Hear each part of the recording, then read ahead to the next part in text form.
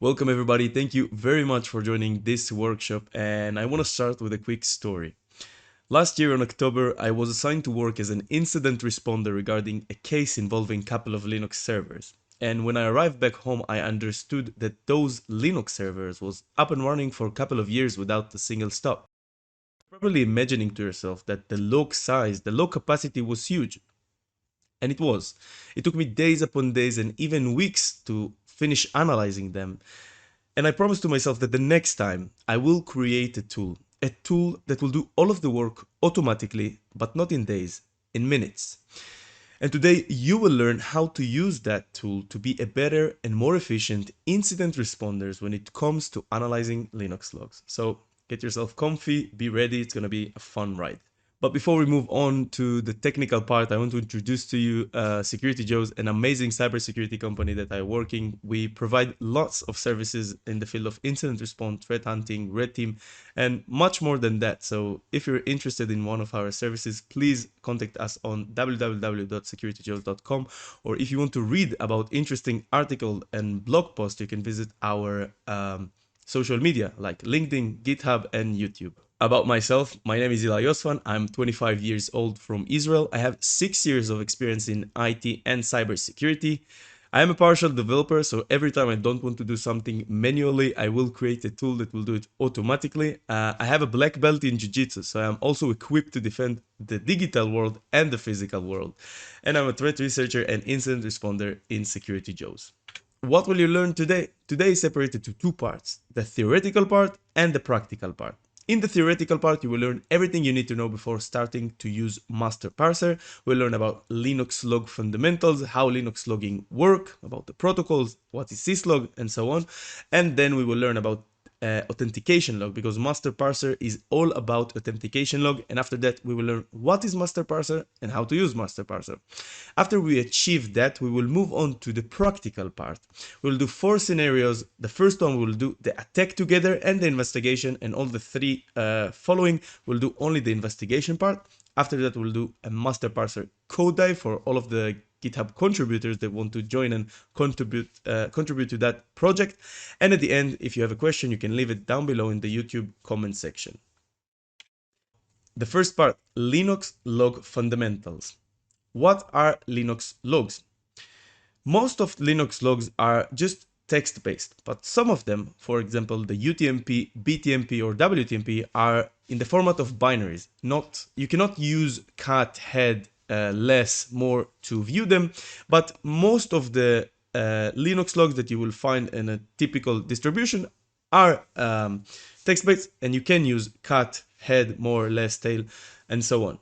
And what Linux log contains? It could be various types of stuff. It could be kernel events, user activities. For example, if a user initiated a login or created a user, deleted a group, for example, you will see the following records in that logs. And you can find more stuff related to the operation system, for example, errors, warnings, and even application messages and authentication details, but more on that later.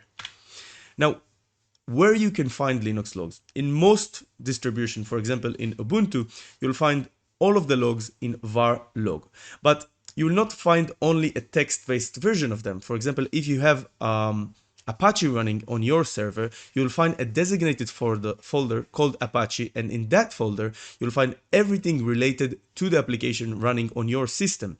And if there was, for example, a web shell, you can find everything or record of IPs communicating with your server in that designated folder. Now, about common categories of Linux logs. There is a couple of them, for example, application logs, event, services, and system. But you're probably wondering to yourself, wait, this is a workshop about cybersecurity. Is there a category for just cybersecurity logs that I will be interested as an incident responder? And I want you to get this into your head.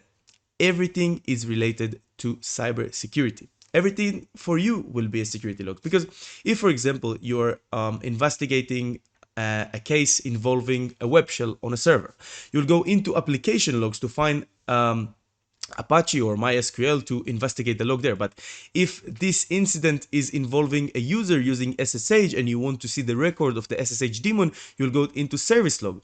So I want you to grasp grasp the idea that everything is security logs for you. You need to understand all the logs in your system to be able to identify what you want to investigate and where do you want to find it. So for you, everything is a security log.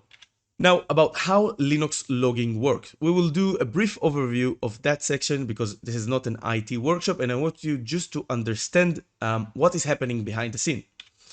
So, a question for you. Which is easier to read and understand? In the first part, in here, you can see that it's a bit messy. You have different timestamp, different format of timestamp. You can see description from each side. You can see that some of the time the format is in the front or the time format is in the end and the description is in the start. But in this this section of logs, you can see that everything is pretty much organized. You have the same timestamp in the same format, and after that you'll have the hostname, and after that you'll have the process and the description. And it is much more easy to read and understand, right? Now, what is a syslog? Just the basic. Syslog is a protocol that computer use to create log, to send them to a centralized location. It's depending on the system itself. It could be only one system or all of the system in the environment sending to the same location all of the log in the same server. But syslog is just the protocol. Now, there was a problem, okay? You see, back in the days when there is no like one standard for all, every application that's running on the system could pretty much do whatever they want. They like can create logs and put them somewhere else. They cannot create log if they don't want, or even the format of the log would be different from each other application on the system itself. So it creates some kind of a problem because everybody could do whatever they want. There is no like one standard for every application to follow, and it's creating a messy log. Now, the IETF created a solution for that. The solution was RFC, request for comment. There is RFC 3164 and 5424. Both of them are talking about how the log should be written in the log file itself. Like, what is the format? Like, where the hostname should be, where the timestamp should be, what timestamp format they will use, and where the description should be. And when every application that's running on the system has one standard, it will be much easier to read it when you come to an investigation part, to the IR case itself. So those RFCs are talking about how you should record and log the logs in the log file. I said a lot of logs. Now, I want you to understand RFC, the request for comment 3164 format. And as of today, the default syslog software in Debian is rsyslog, and rsyslog is the default format for RFC 3164.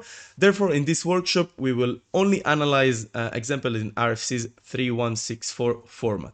But something for you to be happy about, it doesn't matter what the time format in your distribution, in your operation system is, because MasterParser can use any one of them. There is a time patch plugin in the MasterParser, so it doesn't really matter what format you are currently running. You can use MasterParser to analyze everything, no matter what is the format that you are using.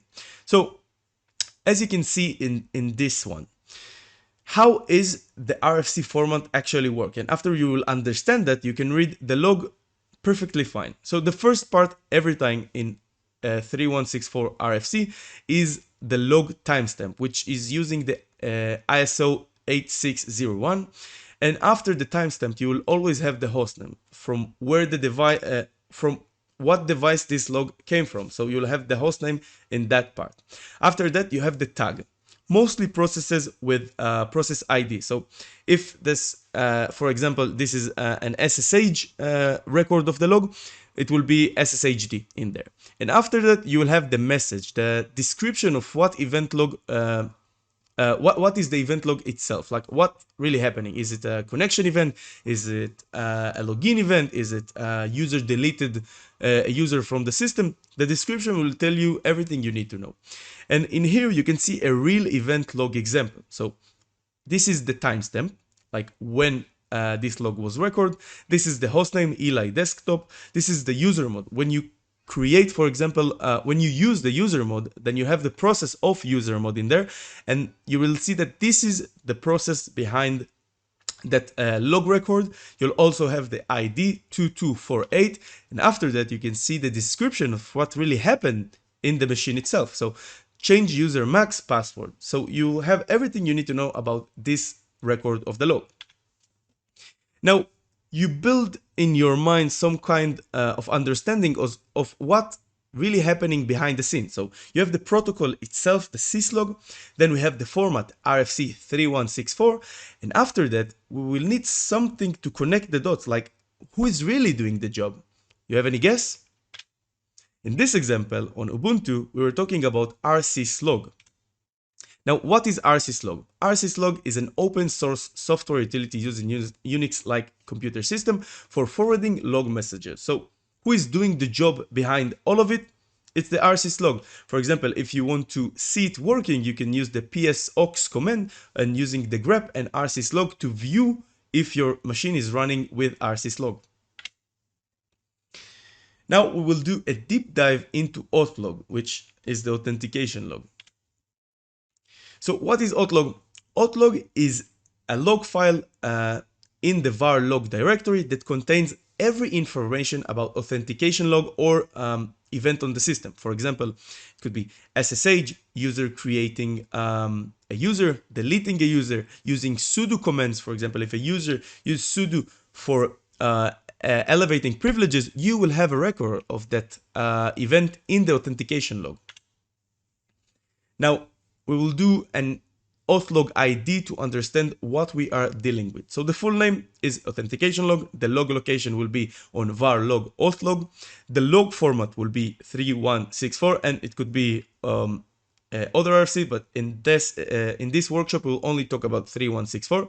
Availability. It is included in the default Ubuntu distribution, so you don't need to install or run a command before you can view or use authentication log. It will be in your var log folder automatically. Now, interesting part, the user that can read or write is syslog or root, and it's regard to tempering, of course, and the read only is a member of the ADM group, and the log rotate, which we will talk about later, is already active by default. So in this screenshot, you can see I use the ls command with L on the authentication log, and what you can see that the syslog user has read and write permissions, and the ADM group has only read permission. But if you are a root user, you can do both and even temper with the log itself. So it's really important to notice if your log, the authentication log, was tempered with, and you can actually view it from the authentication log. But we will not talk about very much in great details on tempering, but we will see in one scenario how a user was able to do tempering on the authentication log. Now in this screenshot, which related to the log rotate, which is active all the time, if you're encountering the authentication log while you are in an incident response, it's important to not just take or investigate the authentication log in here. It's important to walk through all of the authentication log in the var log directories, because, for example, if the rotation is about every couple of weeks, every couple of days, so it's create one log called authentication log, and after a couple of days the log rotate will be automatically activated, and then it will remove it. It will create an archive and put the authentication log of the same date on auth-log.1 or auth-log.2, and you can miss a lot of stuff in your timeline, because if you're just investigating the authentication log, the active one that actually put all of the logs in the main authentication log, you will miss all of the rest, which could lead to a gap in your timeline investigation. So when you're analyzing authentication log, please take all of the logs. And a cool tweak, a cool feature that you have in MasterParser is that you can copy all of the authentication log. You don't need to unzip them using any kind of utilities. You just put them in the MasterParser log folder, and MasterParser will do all of the work for you. It will unpack them, unzip them, read them, and it will not gonna hurt the file itself. It will not change it. The original file will stay, because when we are using MasterParser, it's just using a copy of the original file. So your file will be stored the same, with the same hash and the same everything. Now, authentication log is really a treasure for incident response cases. This is just the tip of the iceberg of what you can find. You can find a lot of group related activities: user add, user remove from a group, group creation, group renaming, group permission change. You will see all of that in the authentication log. Even elevated activities. If some user runs sudo and run a command after it, the elevated command execution will be recorded in the authentication log. And also device control. Detect what device you connected to those. If for example, you connected a keyboard or a mouse or a USB, you can actually view that in there. Also, common protocols like SSH or FTP, login, logout, brute force detection. If somebody is brute forcing the SSH protocol, you can view that from the authentication log. Cron jobs, user activities. I'm telling you guys, this is a really treasure for IR cases, and this is just the tip of the iceberg of what you can find in the authentication log. Now, about MasterParser. What is MasterParser? MasterParser is a tool that will make your life pretty much easier. You don't need to dive into lots of log manually and start reading line by line, because as you know, not 100% of the authentication log is really relevant for you. There is a lot of stuff that's not relevant for your case, and you want to eliminate them, because if this server that you are investigating is like running for a couple of years, it could lead up to an authentication log with megabyte and even gigabyte of data in it, and it could take you days to start analyzing this. And MasterParser can do the work for you in minutes and eliminate all of the data that is not relevant for you as an incident responder, and create a brief report on what really happened in terms of timeline, users, activities, elevation, application running, and just create you a brief report of what's really happening in the machine, and remove and eliminate everything that is not related to your investigation. Now, how to use MasterParser? You can open up now GitHub and follow what I'm doing, and you can see how to use MasterParser for yourself. Now, you can go into Security Joe's GitHub. From Security Joe's GitHub, in here you can see that there is the MasterParser repository. You can click on code or click on the latest release, and from that doing download zip. Now you will have MasterParser zip in your desktop after you download it. You can take MasterParser folder into the desktop, and from here you pretty much set. You can start using MasterParser. So how you can actually use MasterParser? You can go into your machine, your Linux machine, take out the authentication log, and after you take it out, you can put it on the logs. For example, you have MasterParser example in here, and after you put it in here, you can open up PowerShell, and after you open up PowerShell, you can cd to MasterParser, and you can check if MasterParser is working. You can do MasterParser -o for options, and then you can use tag to see what available command you have. We can start with menu just to understand what version you are using. You can see as of right now 2.5 is the latest version, and this is the options you are having. You can use. Now to start use MasterParser, you can use -o and start. When you are downloading MasterParser for the first time, you'll have MasterParser example authentication log, and you can use that just to see how everything is work. You'll execute that command, and in that command you can see that you have a lot of different stuff that we will talk about later, and you can start analyzing what is really happening with your machine. So before we'll start actually using it, we need to create some kind of an incident, right? So now we will create a live attack, and we will take the log after the attack, and we will analyze it together.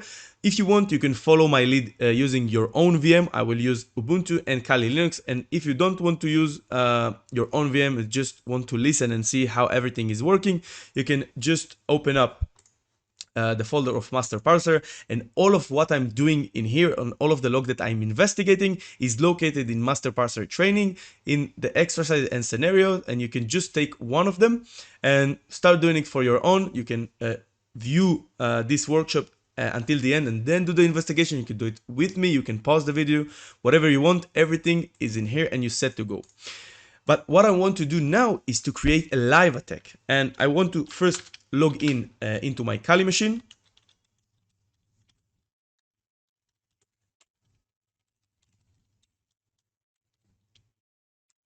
All right.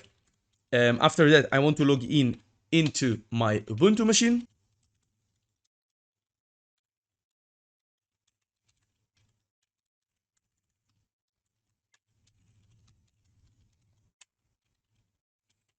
And what I'm going to do now is just move into the var log directory.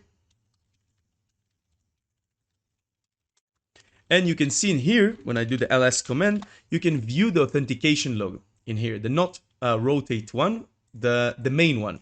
And if I'll do, for example, tail, to just view the 10 latest lines of log of the authentication, you can see that there is only related events to the start of the SSH itself and the session open for user rely, which is me. So I want to attack this Ubuntu machine using my Kali Linux machine with the brute force attack on the FTP protocol. So what I will do first is creating a dictionary with just a few 3 username, 3 passwords, just for you to understand how the attack is working. I will create the user dictionary, call it alone for the user, do root, and myself, Eli. Now I will create a password. We'll do this combination just for the example. All right, let's see just that everything is working fine. Yes, and in terms of users. All right, now I will use Hydra -L for users, then -P for passwords, and I will use the protocol FTP, and after that I will use the IP of the Ubuntu machine. The attack has been started. Let it run for a couple of seconds. Okay, attack is now end. Do you remember when we view the authentication log in the first place, we only saw related logs for the initiation of the SSH and the user login, which was me. Now when we'll do, let's do tail of 20 just to see more. Now when we'll do the tail to view the latest 20 lines of log, we can view this. This is the attack itself. You can see, for example, you have the time date as we talked about on the RFC request form command, and then the host name. And then we'll have the process itself, which is the VSF TPD related to the FTP. And we can see check user, unknown user, which one of them could be the user I put back in here. You can see it in here. One of them is in there, but all of those 3 are not a real user on the machine, so it will be an unknown user. And you have authentication failure to the user Eli, which is created on that machine. Now, if you would like to investigate it manually, for example, I'll do cat, it would be huge. It would be really hard to understand what is really happening in here, because there's a lot of line on log, and it's not really organized in an easier format for a human. So this is why we are using MasterParser to start analyzing them. Now, if you want to move and see the log for yourself and put the log on your desktop, you can use the scp command and put your name, your username, the IP. and you can use var log auth log and put it in your desktop. And now, after you initiate the attack with me, for whomever did it with me, you can use the authentication log and put it under logs. But if you didn't do it with me, so you don't have the log, don't worry. As I said before, you can use MasterParser training, go to exercise, and go to FTP brute force attack, take the log, and put it under the log. You can put it in here. And now, when you will open MasterParser, you can start analyzing the file using MasterParser. And now you will learn how to actually analyze and use MasterParser. So what we'll do now is the same thing we did before. MasterParser, O for options, and start. Okay, what you can see in here. Let's start from the first thing. With auth-log file summary, you have the log name. This is the name of the log. You have the host name. Now you know what is the host name that the log is originated for. You have the log size. Now, a quick thing. If you have 100 or 200 megabyte file or even 1 gigabyte, it will be enormous. It would be more than 6 million lines of logs. And MasterParser can analyze it in minutes. And you don't need to spend days or keep pressing the Control F to find something related to your incident. MasterParser will eliminate all of the nonsense and bullshit and stuff that is not related to the incident response, and will create a format for you to view and understand what happened and do the dot connecting for yourself. So it's much easier to use MasterParser to analyze it because it's eliminate all the stuff that's not relevant. You have the start time and you have the end time. So MasterParser will take the first log and the end log and will give you the date. So now you know that this exact auth log file is with the duration of 3 minutes and 58 seconds. Now, if you are in an incident response case, timelining is very important, because if you know that the user connected 2 days ago and the incident was end 1 day before, not 2 days before, and you have a log from today for 3 minutes, you know that you don't need to investigate it and it's not related to your incident response. After that, you'll have the event name. MasterParser will calculate and understand for you which commands and processes was actually launched, and will give you a brief format of the counts of them. So you can see the FTP service counted 18 times. So there is 18 events related to FTP, 9 events related to SSH, 8 events related to user login, and systemd you have 2.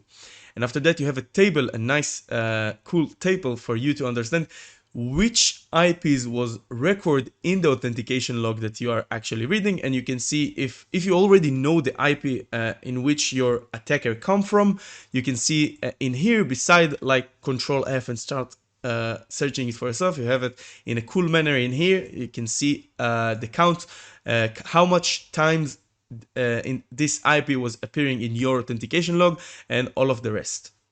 Now in here, you have a table related to successful SSH password authentication. This is a raw log. It's the same log from the authentication log. There is no editing to it. You can see in the first place, you have in this date, in this hostname, SSH operation with the ID of 1080. You have accept password for Eli from this IP to this port.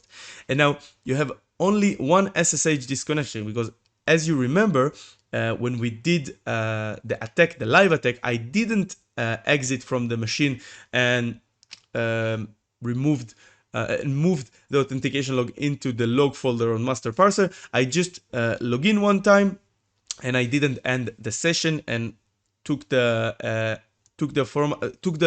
authentication log before that. So this is why you can see there is only one session. The second session, I did not end it, so this is why there is NA under logout time and login duration. And what you can see in here, in that date, the user Eli was received the disconnection from this IP and this port. And there is a SSH login calculation for you. This is a statistic table. So Eli from this port in this IP did a login in this time and did a logout in this time, and you have a calculation that calculate how much time the login duration was, which is very important for you to understand how much time this user was logging into my machine, into the incident response case machine. So you have a 2 minutes and 7 seconds.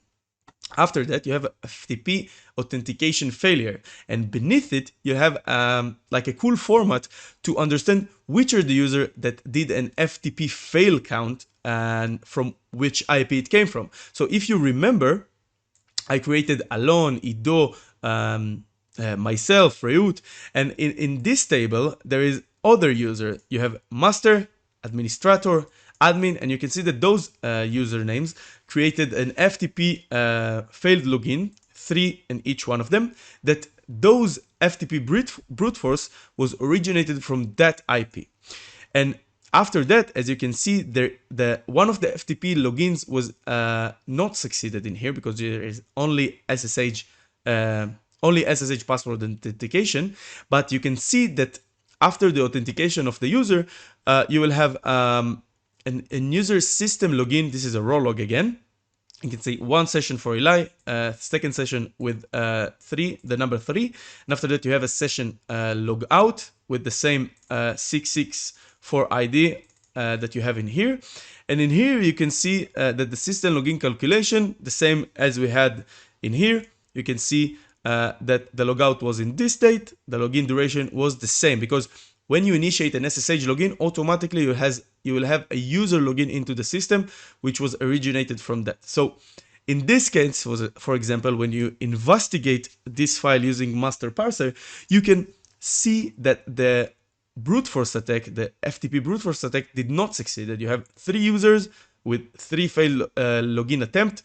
All of the attempts are in here from the IP in here, and you don't have, because if you had an FTP login that was successful, you will see here another table referring to a successful FTP connection. But in this case, you investigated that, and MasterParser lets you know that the FTP was not successful. You're having only the SSH password authentication and the login user of Eli, which was me when I initiated the login to the system, and the attack was not successful from this IP, which is the Kali Linux machine. Now, this was the first scenario. We can move on to the second scenario. So the second scenario, you can pause the video in here. You can do it yourself. Don't worry, I will do it with you if you want. So try to understand the disgruntled employee. You have 15 minutes. Try both manual and automatic analysis with MasterParser. Understand what happened and try to write a report about it. First of all, what you will do is delete the authentication log of the FTP attack, move into master, and take the disgruntled employee. From here, put it under logs and start the analysis.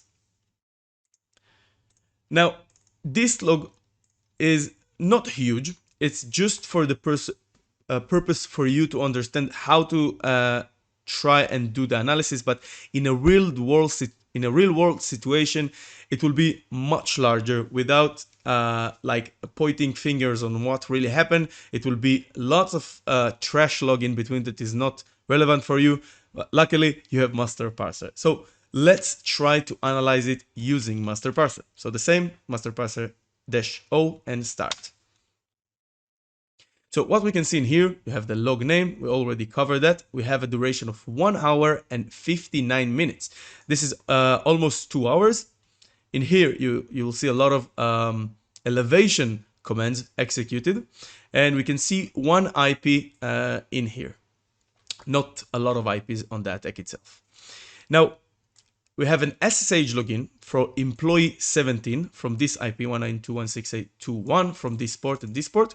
And you can see there is 2 logins. The first login managed to be only 6 minutes, and the second one was the largest one. The second login duration was 1 hour and 52 minutes.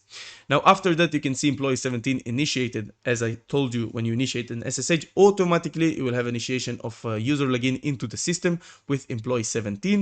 You can see the same, almost the same. Oh, it's actually the same in here. You can see 1 hour and 52 minutes and 30 seconds. And you can see in here the interested part, what really happened on the elevated command execution. Now, the user employee 70, the disgruntled employees, used sudo with root privileges to do an who am I. First of all, he checked what user logined. After that, he used cat pass wd, and this is something that should be a red alert for you. Why the user wanting to view pass wd? This is a very sensitive file. After that, the user look at the time, because we will actually talk about it later. Look at the time in here. It's like one after another. Again, I will talk about why it's so important after we will get into that part. So the user want to use cat to view authentication log. He probably didn't have the permission to view it, and use root to view it, because as you remember, you have the ADM group, the syslog user that can view or tamper with that, and we have root that can do everything on the system, as you probably know. And after that, the user used system CTL status syslog. He wanted to view the status of the process, of the syslog, to understand, wait, is it operating? Is the syslog is recording what I'm doing on the machine? So he wanted to check that. After that, he probably understood that everything he is doing on the machine is recorded. As you can see in here, it's record everything. After that, the user employee 70 did the system CTL stop syslog, which is very suspicious. He wanted to stop the service, so everything would not be recorded on the machine. So this is very suspicious. He did a status to check if the system is really stopped. And after that, he did a nano to authentication log using the root privileges, which is a 100% gonna be tampering. When you see nano authentication log, it shouldn't be something that tamper. You don't see IT guys tamper with log files, because maybe they're trying to delete stuff that they did. Maybe they're trying to eliminate some operation on the system. And this is very suspicious when a user trying to tamper with the authentication log. After that, he did stop syslog again, and he stopped the syslog socket.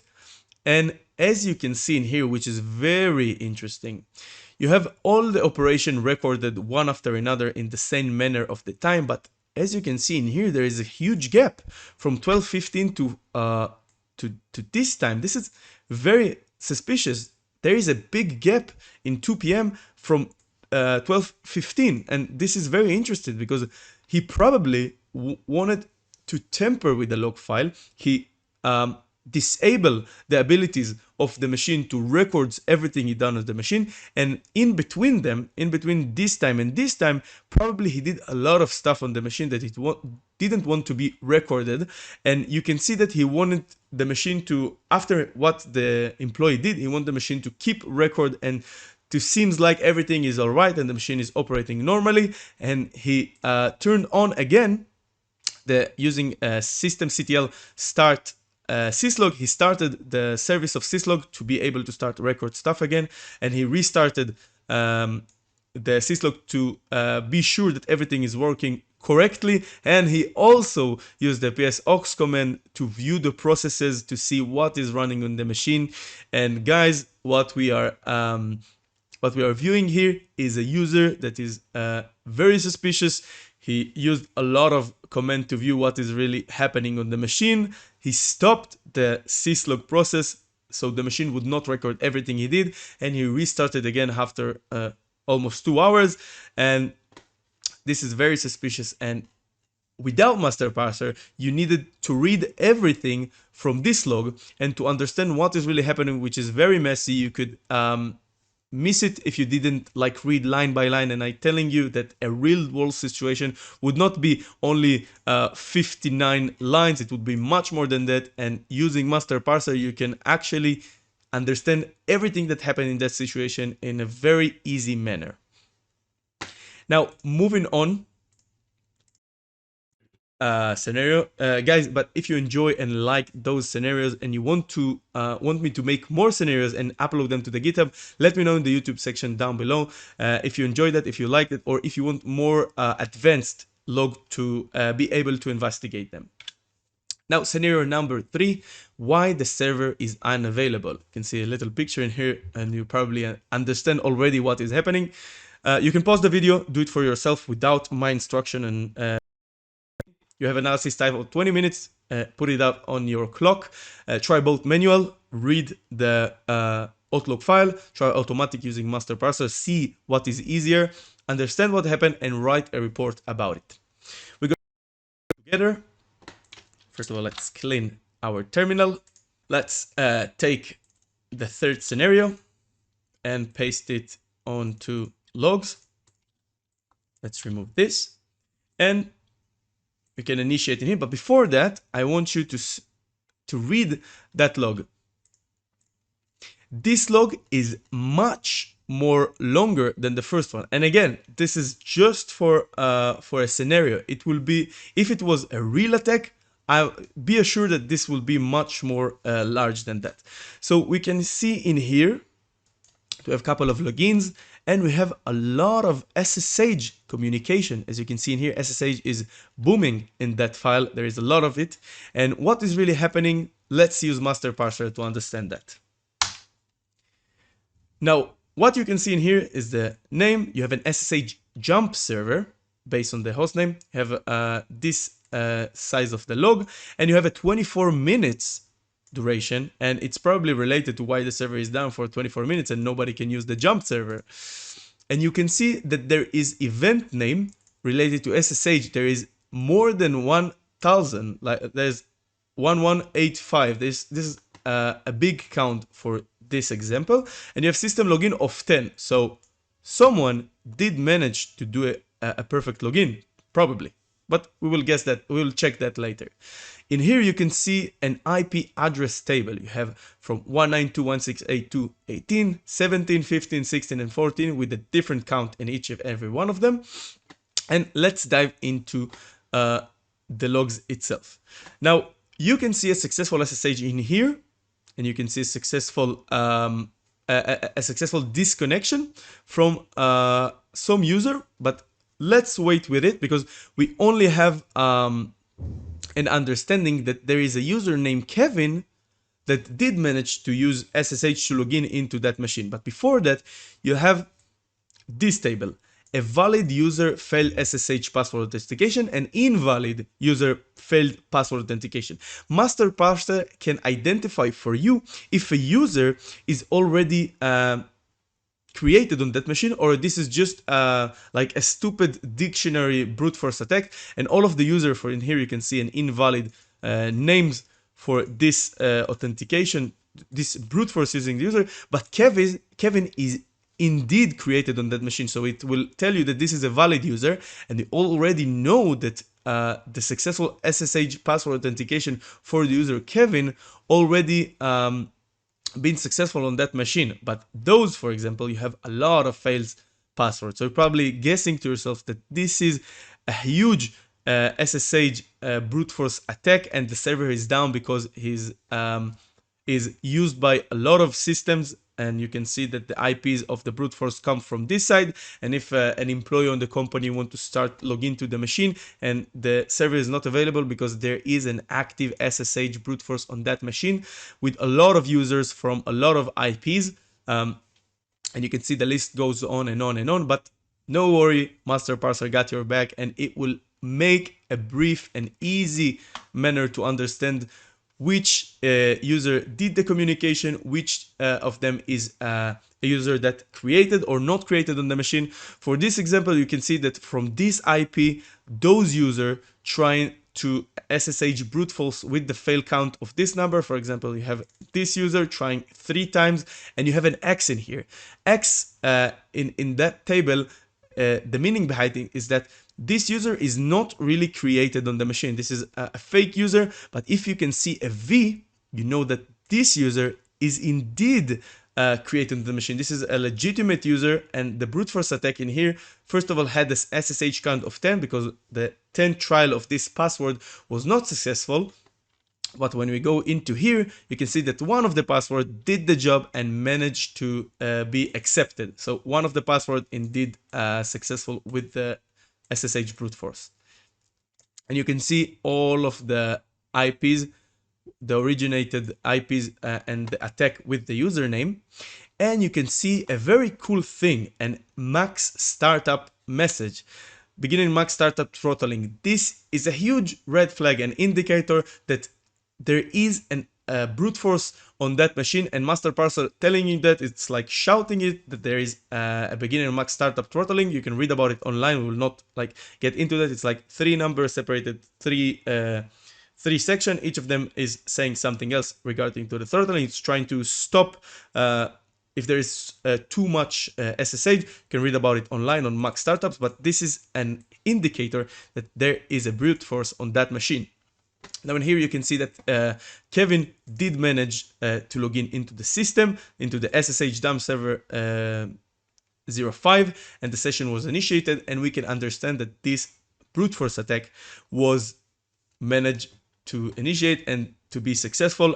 And now we can understand that why the server was not available, and why no employee could use the server to be able to connect to it because of the SSH attack. And a cool stuff for you to view is that MasterParser did that in 0 time. Like it's run for a millisecond probably, and it's not recorded in here. So a large file could be like in the gigabyte size, or the 100, 200, 300 megabyte size, could be a couple of seconds, or 1 or 2 or 3 minutes. So it's very fast. It's very efficient. And we can move on to scenario number 4. Scenario number 4 is the reconnaissance activity. You can do it on your own. You can pause this video. You can take a break if you want. You can go grab yourself a coffee or something to eat, and then return into that workshop, because I know this workshop is long. And you can pause it now and do it for yourself. Analysis time will be 15 minutes. Try about manual, read the file, and then use MasterParser, or combine them together, understand what happened, and write a report about it. Do it together. We'll move on. Can delete the old scenario, the third scenario. One, MasterParser training, exercise and scenarios, and the reconnaissance activity. We'll copy that file and put it under the logs. All right. Now it's in here. Let's try to view it from here. So this is the reconnaissance activity. You can see the start of the initiation of the SSH. We have a machine that turned on. Have a lot of stuff in here, and it's even downloading stuff. Interesting. Have a lot of suspicious activities, but let's try use MasterParser to analyze this activity. Now, what we have in here, we have a 6-minute duration authentication log from Ubuntu server number 1, and we have the reconnaissance activity scenario. Now in here you can see in the event, we have a lot of sudo commands, so a lot of elevation related activities, and we have SSH, we have login, we have a group add, so the user created the group, created a user, use passwt, probably if you want to reset the password, and use systemd. We have the IP in here, 192.168.2.1, and we can see that the user Eli accepted the password for the SSH authentication, and the first login managed to be 5 minutes and 50 seconds, and the second, as you can see here, it is very important to understand that when you take a log and you get an NA on the login time and the login duration, it's could be a result that the user is still logged in into that machine, because there is a missing part for this login calculation. We didn't stop it, so might be that there is no line record, so the user did not disconnect it from the machine. And when you took that file and start analyzing that, and you see that there is no logout record and it's missing from here, it's probably still in the machine. So get it into your head that this could be a resulting of a user still being on the machine. Now you have a valid user SSH login, so the user did manage to fail login with the user root, so he tried to SSH with the root, and you got a valid user because root is created on the machine, and he failed in the SSH authentication from this port, from this IP, and you can see a mini table in here from the IP 192.168.2.1 with the user root with the V mark, which means that the root is created on that machine, and you can see one fail count. So he tried to use SSH with root, but he didn't succeed in that. And you can see a system login from the user Eli, and you can see a duration in here just for the first one, the first connection, which led to be 5 minutes and 50 seconds. Now in this log, you can see that in this table you have a user creation. So there's a user add command was initiated on the machine, and the new user was Max, and you can see that Max was created. Now a group user Barium, there is a user creation and a group creation. After that, there is a user password change. So the user managed to password reset, password change the user root. This is suspicious because if you're not the sysadmin or not the one in charge of that machine, why did you even touch root? Why did you change the password of root? And you can see elevated command executed. For example, who am I? PSOX to see what is running on the system. You use grep to view on the cron job tab to see what is related to root that is running on the cron job itself. You can see a lot of command initiated by the user. For example, the user add max, which led to this record to be creation on a new user creation. You can see passwd root. You can see who is the sudoers on that machine, view the shadow. A lot of commands that are suspicious, and even use wget to download John the Ripper. So this is a tool for brute forcing, and this is very interesting and very suspicious why this user is using that. And there is a password reset, a group creation, and a lot of stuff in here. And you did all of this in just a couple of minutes using MasterParser. And this is why it's very important to use automations when you're analyzing stuff, because if you're just doing everything manually in the incident response case you are in charge of, you'll waste a lot of valuable time for your client and for your company and for yourself. And MasterParser is one solution for you to view everything in a brief and easy and in a report, and you could be much more fast in your job using tools like this. So that was the last. I hope that you succeed like we did now together in that practice. If you not, you can write to me if you had any problems in the section down below, and I will be sure to help you understand how to do it correctly. Now we'll do a MasterParser code dive, brief code dive, just for you to understand how MasterParser is working. And if you are a contributor to project, to open source project, you can actually be in our contributors in here. So if you will go into log models, you'll see that the autlog is the only folder in here, because as of right now, this version is only support analyzing authentication logs. And if you want to add some feature, for example, go to feature in here, and you can see that you have the engine, first of all, the regex search engine in here. So this is how everything being searched using regex. You'll have a hash table in here that supports all of each of the operation, each of the log creation in here, and you will have what are the key phrases that you want to search every time that you parse through a log. So if you have something interesting, for example, you think something related to an IR case would be very valuable, aside from user groups and user ads, you can use regex to try to find them, and you can add it into this engine, which is the main engine that, first of all, catch everything and put it in a variable. And after that, you have for each of them how it will be presented. For example, you have the SSH login calculation. So it was the calculation in here.